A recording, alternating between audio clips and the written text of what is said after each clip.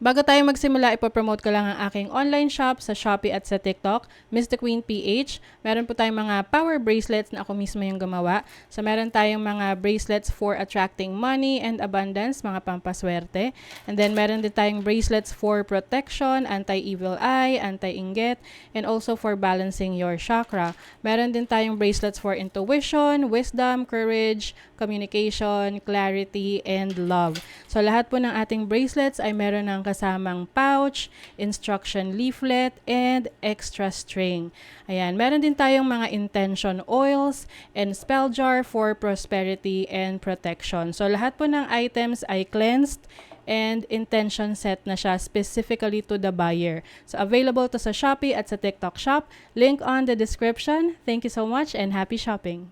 Aries, hi! Welcome to MystiQueen PH at ito ang inyong weekly reading for October 2 to 8, 2023. This is a general reading. Just take what resonates. Panoorin nyo rin yung Sun, Moon, Rising, Venus signs ninyo for other messages. And thank you so much sa lahat ng sumusuporta dito sa ating channel.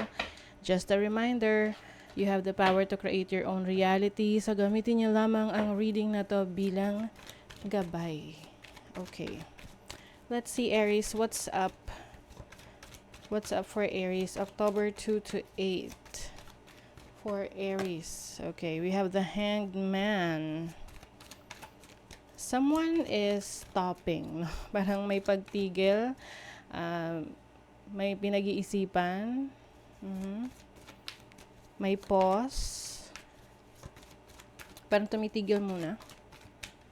Okay, let's see what else. You have the Queen of Swords. So this is the energy of Gemini, Libra, Aquarius. Okay, some of you maaring you are trying to reassess a situation na you want to distance yourself from it. Parang may gusto kang iwasan because you feel na hindi mo din na-deserve yung na-experience mo doon. This can be in your career or sa relationship. Okay? You feel like parang may unfair. See, you are trying to decide.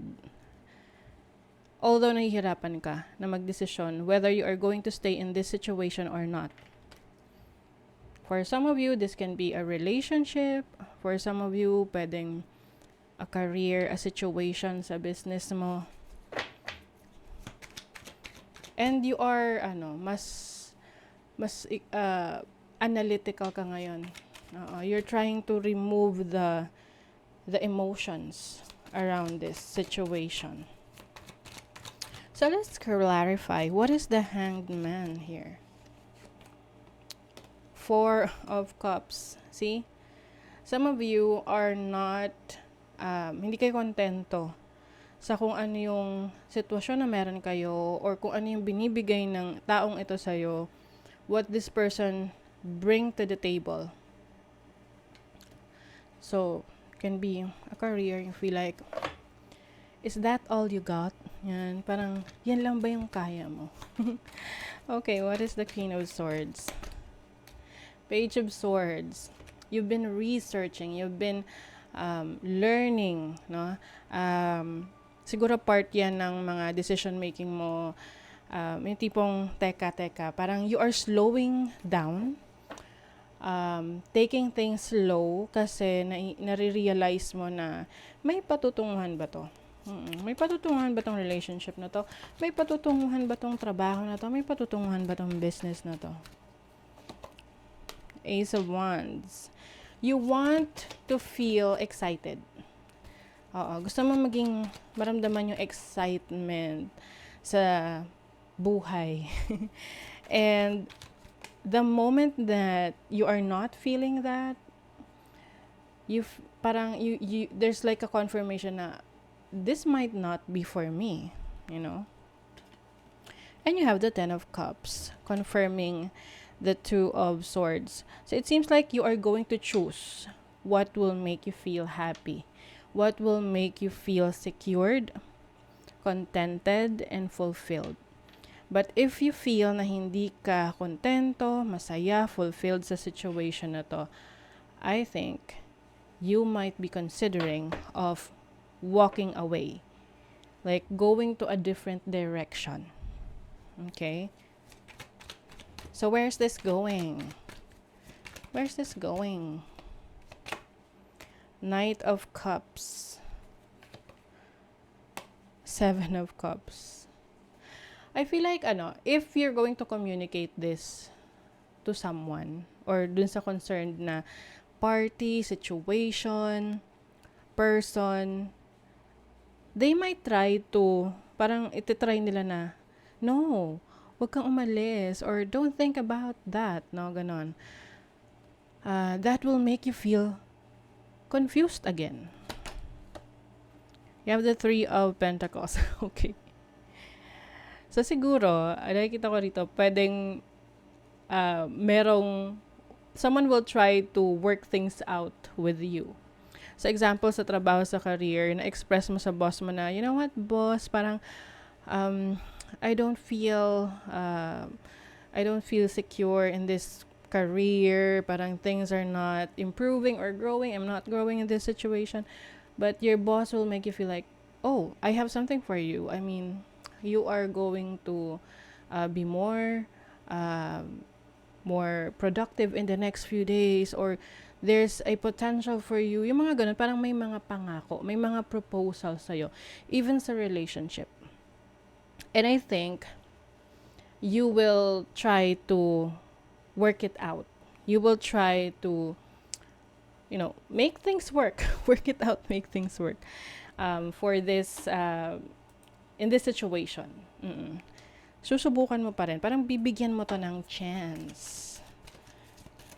So, what else do we have for Aries? Not for you. Oh my God. Siguro ito yung nararamdaman mo na, if this is not for me, it means that I need to leave, ganon. So, there's some sort of uncertainty here. Truth be told. Oh my God. Aries, I think this week, malalaman mo if merong patutunguhan itong trabaho na to, itong situation na to, relationship na to, or itong project na ginagawa mo. This is going to be revealed to you this week. Magkakaroon ka ng clarity. You have the sun in Cancer in the 4th house. 4th house is about stability, your home life, your family life. I feel like you want stability in your career, in your finances, and you already have that. You are very resourceful. You can make things work. Okay? Wow, it's a new beginning for you. This is Venus in Cancer in the 4th house. 4th house na naman.